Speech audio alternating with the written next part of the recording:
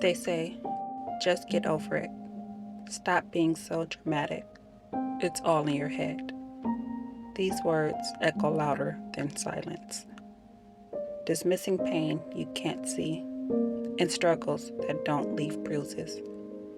For too long, mental health has been locked behind closed doors, whispered about in shame, misunderstood, judged.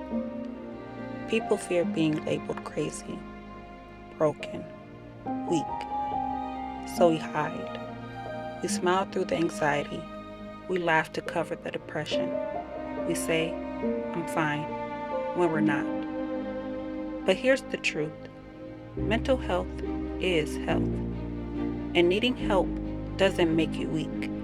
It makes you human. Talking about it is not a sign of failure. It's a step towards healing. Let's emerge this Mental Health Awareness Month and rise together. Therapy is strength. Meditation is courage. Support is power. It's time to end the silence, to break the stigma, and to build a world where minds are cared for as much as bodies. You are not alone. You are not broken.